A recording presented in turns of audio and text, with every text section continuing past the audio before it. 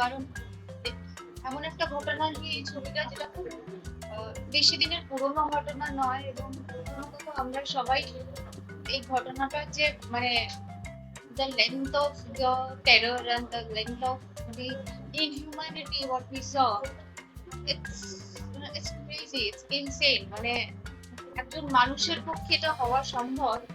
একজন মানুষ এরকম মানে তার অ্যানিমালিস্টিক মানে অ্যানিমাল ইনস্টিংক্ট একটা মানুষের এতটা লেভেলে হতে পারে, এই হাইটে হতে পারে, সেটা না মানে এটা সত্যি না দেখলে বিশ্বাস করা যায় না। মানে we always say that truth is stranger than fiction, but it's actually that.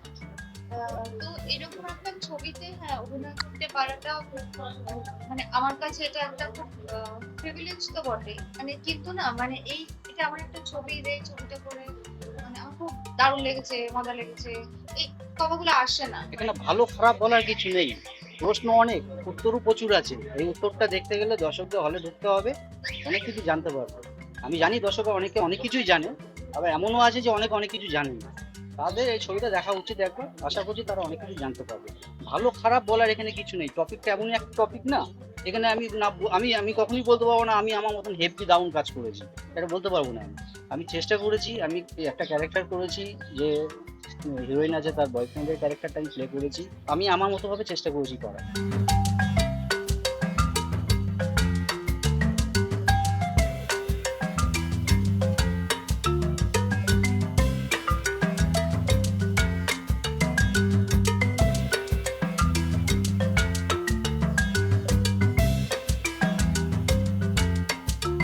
এমন নয় আমরা কেউ কিচ্ছু জানি না, এমন নয় যে এটা আগেও ঘটেনি, এমন নয় যে ছবিটা হয়েছে বলে ভবিষ্যতে কখনো ঘটবে না। কিন্তু ছবি আমাদের ওই একই কথা রামকৃষ্ণদেব বলেছেন যে থিয়েটারে লোক শিক্ষে হয়, তো সিনেমা আমাদের কাজ সামাজিকভাবে লোকজনকে সচেতন করে তোলা, এবং আমরাও যে সত্যি সত্যি অনেক কিছু জানি বুঝি, কিন্তু কোনো রঙের আড়ালে থাকি না বলে কিচ্ছু বলবো না। ছবি কথা বলবো, প্রশ্ন ছবিটা আমরা সবাই জানি, গল্পটা এখনো তো চলছে, আমাদের ছবিটা শেষ হয়ে গেছে কিন্তু প্রশ্নের গল্প এখনো শেষ হয়নি। তো আমরা তো বিভিন্ন ভাবে মাদের দেখতে পাই, মাদের কষ্ট করা, মাদের পাশে থাকার চেষ্টা করাটা দেখতে পাই, তারপরে যখন পারেন না তখনও দেখতে পাই। তো ন্যাচুরালি ছবিটার এমনই সাবজেক্ট ছিল যে এখন যে আমরা বেশ পায়ের ওপর পাতলে কথা বলছি, আমার মনে হয় প্রশ্ন ছবিটা করার পরে কোনো কথা বলার অবস্থা থাকে না। মানে আমার শুটিং করতে করতেও ভীষণ ভারী ছিলাম ভেতর থেকে, যদি সত্যি সত্যি ফিল করে আমরা ক্যারেক্টার করার চেষ্টা করে থাকি তাই, এবং ডাবিং এর সময় ইকুয়ালি আমার ভীষণ কষ্ট হচ্ছিল, কারণ আমার রিট্রিট করতে হচ্ছিল সিনগুলোতে। তো এটা যুদ্ধের গল্প, লড়াইয়ের গল্প, যে গল্প সমাজে চলছে, চলবে, কিন্তু সচেতন থাকতে হবে, সংখ্যা কমাতে হবে।